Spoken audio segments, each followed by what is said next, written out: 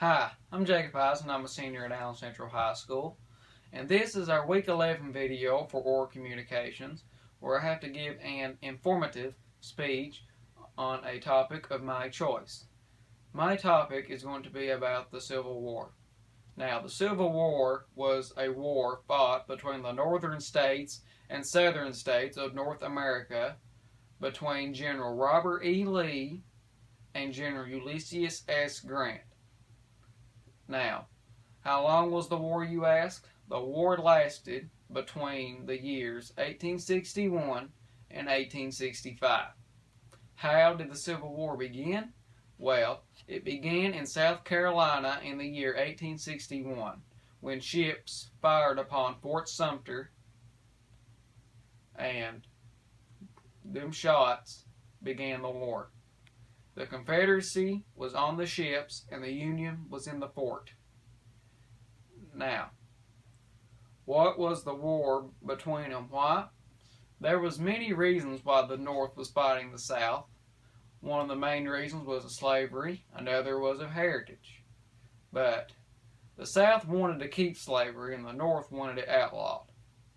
That caused a lot of fights between people, families, friends, neighbors, and is also from their heritage. Like if one state was fighting on one side, that state would be on that side. That's just how it was. But Kentucky, they was on both sides, so the Kentucky saw most of the fights and arguments and battles. The bloodiest battle of the war was at Gettysburg in the year 1863 in Pennsylvania. It was the bloodiest battle of the war because of how many that died. Between exactly 51,000 on both sides died. And it lasted for 3 days or 4. But the bloodiest part of the war was the Pickett's Charge, when General George Pickett led a charge against General Meade. George Pickett was a Confederate general and George Meade was a Union general. As the Confederates were charging, the Union just slaughtered them. It was like a big slaughter for the Confederacy. And it was a turning point in the war. The number of soldiers that died? Well, like I said, when 51,000 died at Gettysburg, overall, the whole war, 620,000 Americans died throughout the whole war. A lot of families lost sons, brothers, fathers, uncles, grandparents, you name it. A lot of men and children and women died throughout that war. How and when the Civil War ended? The Civil War ended in Virginia at a place called Appomattox Courthouse in the year 1865 when General Robert E. Lee surrendered to General Ulysses S. Grant.